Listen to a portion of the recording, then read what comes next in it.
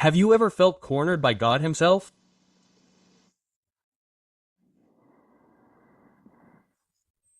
When God dries you dry on all sides. That's the topic I want to talk to you about in this podcast. HDL Podcast is live, and you're very welcome. It's a privilege to have you here with us. So don't leave, because we'll be back shortly after this intro.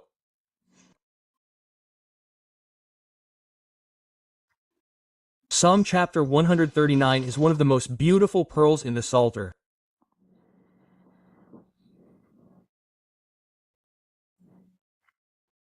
It's a poem that eloquently and uniquely portrays the truth that God surrounds us on all sides.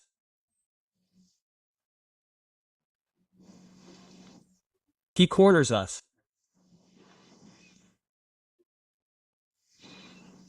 We are under His gaze, His knowledge, and His presence.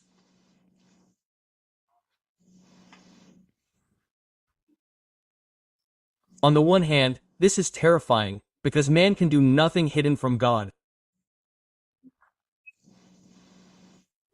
On the other hand, it's absolutely comforting.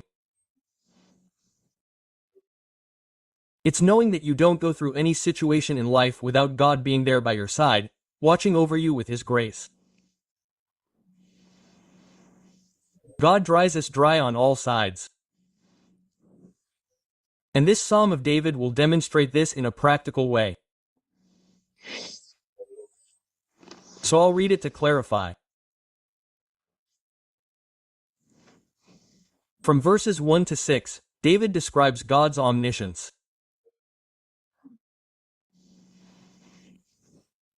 From verses 7 to 12, David addresses God's omnipresence. From verses 13 to 18, David addresses God's omnipotence.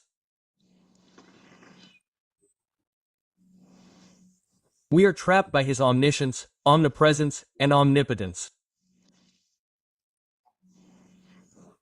He begins, "O Lord, you have searched me and known me." It's a declaration that God knows and searches us. He knows us from the outside, and searches us from the inside. He knows what is revealed, what is hidden, what everyone knows, and what no one else knows. He sees everything, He searches everything. In verse 2, he says, "You know when I sit down and when I rise up." In other words, God knows our every move. God knows where we came from, how we are going, and where we are arriving. There is no movement in your life, 24 hours a day, that is not on God's radar. He further says, "You know all my thoughts, you understand my thoughts from afar." This is something only God can do. Man can know us, but only to a limited extent. Man knows what we say, but not what we think.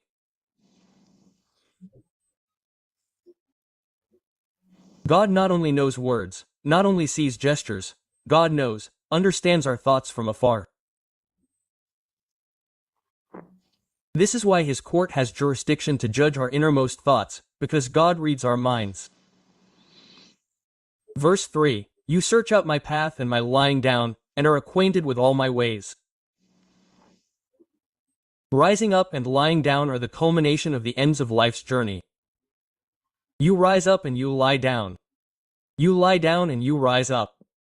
Both in the time of work and in the time of rest, God knows everything. There is nothing hidden from God's gaze. In fact, He knows all our ways.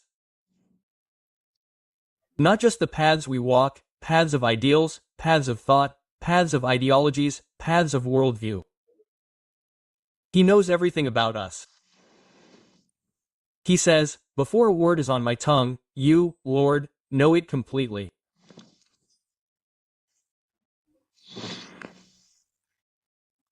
In other words, when you speak a word, it's already there in your unconscious trigger.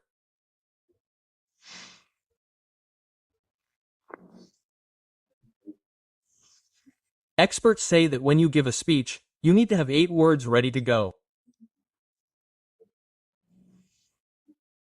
Before you speak that word, there are already 8 waiting in line. God knows the words you've spoken and the ones you haven't yet spoken. He knows what's already coming out and what's waiting to be said. And the text says, "You hem me in, behind and before, and lay your hand upon me and upon me." Such knowledge is too wonderful for me, and in a way beyond measure, I cannot attain it. Quote, so, you see, God hems us in, behind and before. He surrounds us above and carries us beneath. There is no geography in space where God is not enveloping us, engulfing us with His presence, with His knowledge.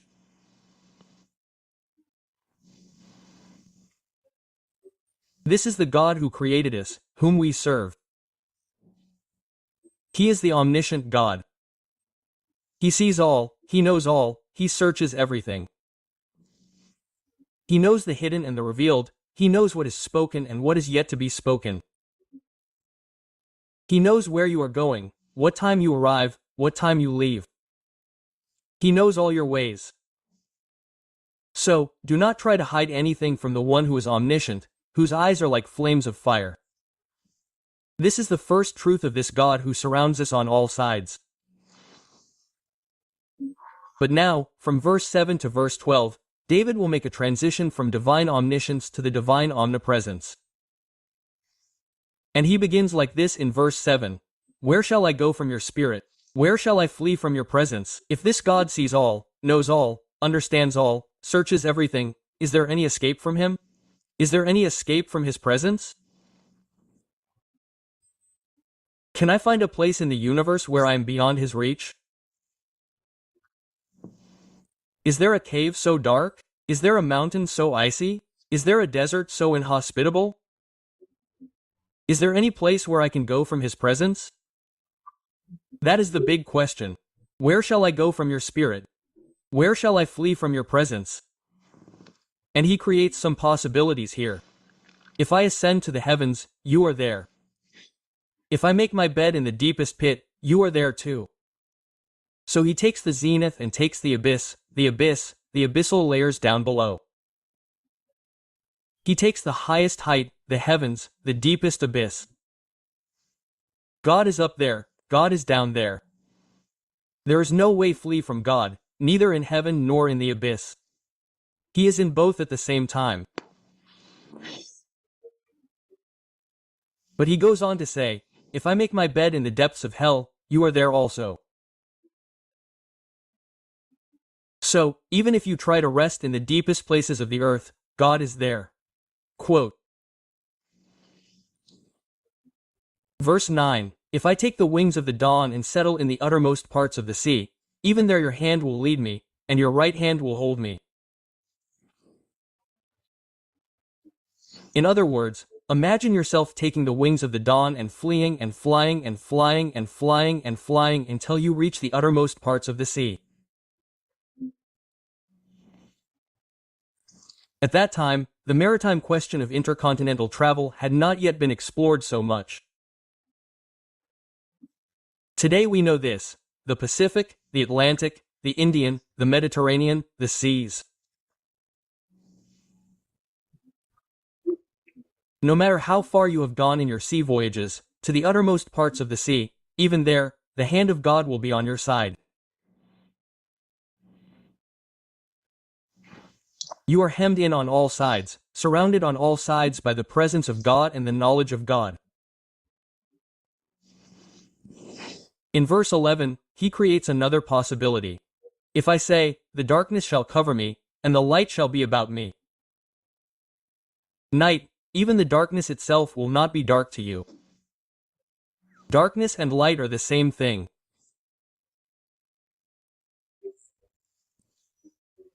So he thinks the following: look, I'm going to curl up in the darkness, I'm going to turn off the light, I'm going to stay in a dark room, I'm going to close the door, I'm going to close the window, I'm going to make a place so dark that no one can see anything and see anything.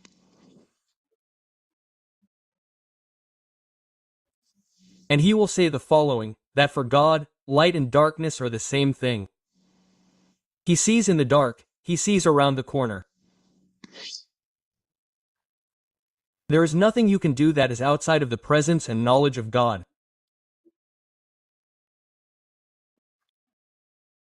In fact, you and I are surrounded by God on all sides. But now he will make another transition. He has already made the first, now he will make the second. He transitioned from omniscience to omnipresence, and now he will transition from omnipresence to the omnipotence of God.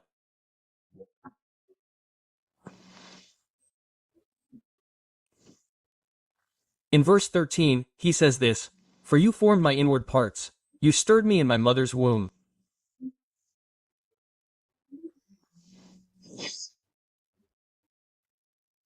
And this idea here of formation and of a weaver weaving is something so sublime, because in David's time, we didn't have all the advances in science, biology, that we have today.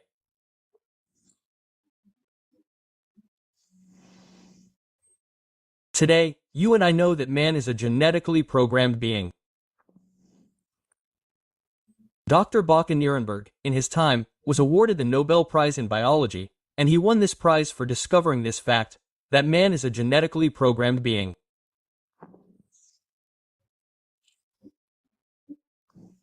That we have within our bodies more than 60 trillion living cells, each containing 1.70 centimeters of DNA, where all our genetic data is recorded and computerized.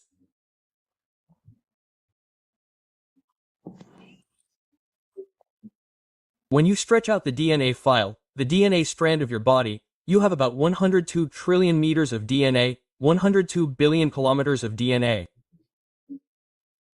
It can go around the planetary system several times. This is not a matter of chance. This is not the product of evolution. This is the hand of God.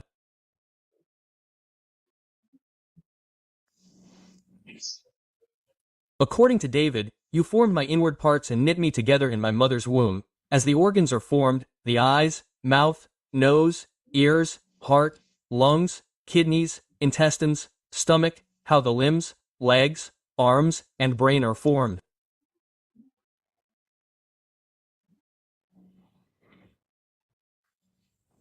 It's a fascinating thing. The human body is an extraordinary machine. Our eyes, according to Dr. John Wilson, a Harvard professor, say we have more than 10 million hairs encased in each of our eyes. You look, for example, at your kidneys, how they filter impurities from your body. You look at your lungs pumping air into you. You see your heart beating and pumping blood non-stop, giving life to your body. Your brain controls your entire body. It's a fascinating, fantastic machine. All of this was made, woven, and interwoven by God in our mother's womb.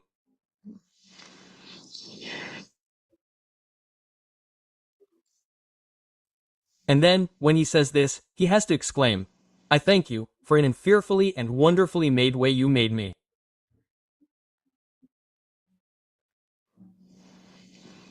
Your works are wonderful, and my soul knows them very well. In other words, David understands that life begins at conception.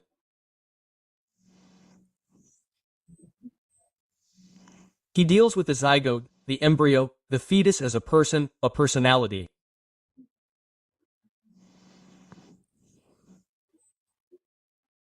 He sees himself regressing back there in his mother's womb and sees how God treated him as a person.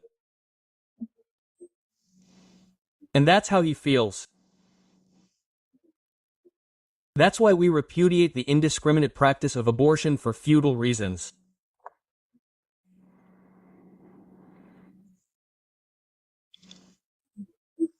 That's why abortion is an attack on life, because life begins at conception. God values life. We cannot despise life.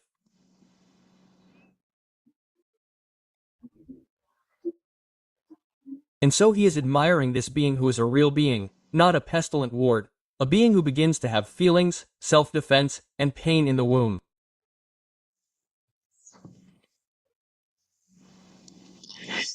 And then he continues in verse 15, saying, "My frame was not hidden from you when I was made in secret, woven together as in the depths of the earth."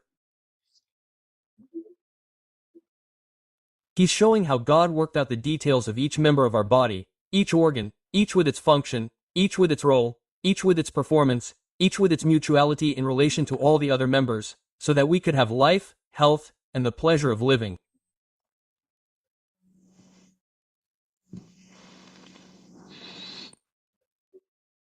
He says, "Your eyes saw my substance while it was still unformed, and in your book all the days were written, each one ordained for me when none of them yet came to be." In other words, God saw us when we were still unformed substance.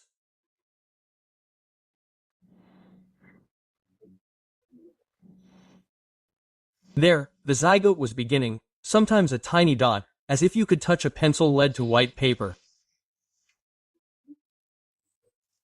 Only one dot appears. There, in that little dot, lies all the potential of life.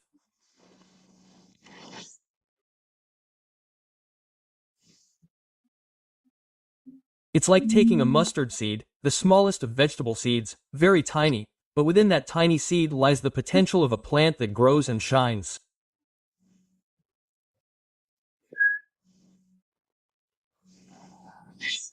It's as if you could take the seed of an oak tree. It's so tiny, but it will grow into a leafy tree. There's life. Life is a miracle. It's like taking an egg. Man can make an egg with an eggshell, with an egg yolk, with an egg white, with an egg flavor, with an egg hue. But man cannot put life inside. Life is a prerogative of God. How extraordinary our fascinating body is, an extraordinary machine made by God.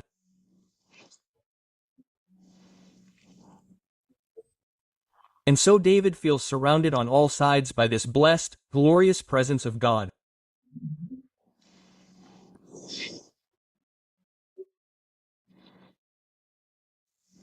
And so he will now enter into an application of Psalm chapter 139 in verse 17, when he says, "How precious to me, O God, are your thoughts. How great is the sum of them. Precious." When God surrounds us on all sides, it's not to be phobic of God, no. It's to be feared, yes, but above all, delighted. For example, a son should not fear his father in the sense that his presence would cause him to panic. A son does have respect for his father, but he takes delight in being in his father's presence. A son runs in his father's arms. A son finds joy in being in his father's lap. And this knowledge of God is not meant to cause us to panic, but to generate security in us. That is why he surrounds us on all sides. And speaking of God's thoughts, he tries to quantify this when he says, "If I counted them, they would exceed the grains of sand. I would count them, and never reach the end."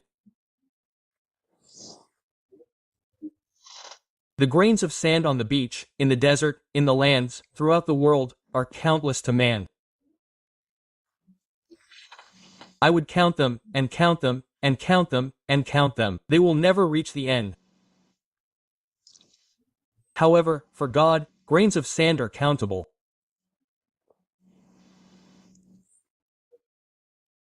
The stars in the firmament are countless to man, but for God, they are countable.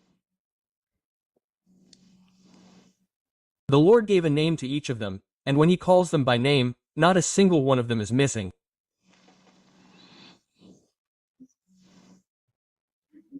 So he now goes on to address the broader application, saying in verse 19, "Depart from me, O God, from these wicked men. Depart from me, you bloodthirsty men. They rebel against you insidiously, and speak evil as your enemies. I do not hate, O Lord, those who hate you, nor do I abhor those who rise up against you. I hate them with perfect hatred. To me they are enemies indeed." What is David saying? What David is saying is that you and I cannot be morally inconsistent beings.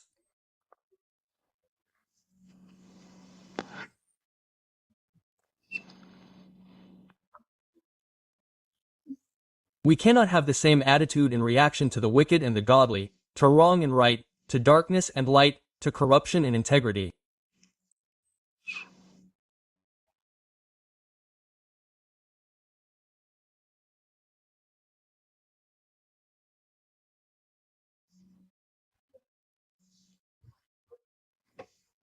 A person who does not react, does not resist, does not fight, does not confront evil, perversity, malignity, injustice, violence, robbery, criminality, without a pulse, is a morally unqualified person.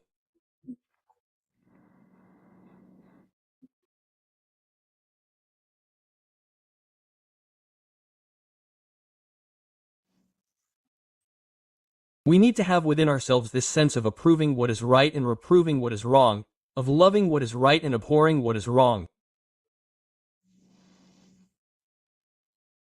We live in a society of inverted values, that applauds wrong and criticizes right, that calls light darkness and darkness light. No, David is not that man. He truly abhors what grieves God's heart, what affronts God. His agenda has no harvest, no acceptance. But notice how he ends this psalm. He could look down his nose at other people, the wicked, and condemn their practices. It's necessary to do so. Condemn the wrong practices of others. Yes. We cannot accept evil, wherever it comes from. But he ends this psalm by returning to himself, examining himself. Look how he ends. Search me, O God, and know my heart. Test me and know my thoughts. See if there is any wicked way in me, and lead me in the way everlasting. The trumpet must sound within ourselves. Judgment begins with the house of God, and in the house of God, judgment begins with us. So this man is not here with high shoes on, just beating others, just seeing fault in others. This man is now closing this psalm by looking into his heart, into his own life. He says, "My God, search me. No, Lord, my heart. Search me, test me, know my thoughts." He wants God to do a fine-grained investigation within him, his heart and mind, his head and heart, his reason and emotions. And he has the courage to confess, "See if there is any evil way in me, that I don't even see, that I don't even perceive, but it's there. So, God, see if there is any evil way, not just to make me feel remorse or guilt, no. See, Lord, if there is any evil way in me and guide me on the path everlasting." He wants to make a course correction. He wants to walk in truth. He wants to walk in the light. He wants to walk in godliness. He wants to walk according to God's heart to please God. Since God surrounds him on all sides, since he is cornered by God, he wants to live worthy of God. This is how we should walk. If this message has blessed your heart, perhaps you can share it with others. And if you haven't subscribed to this channel yet, help us. Subscribe, recommend it, help us to bring the word of God to Brazil and to the nations. God bless your life and see you in our next podcast.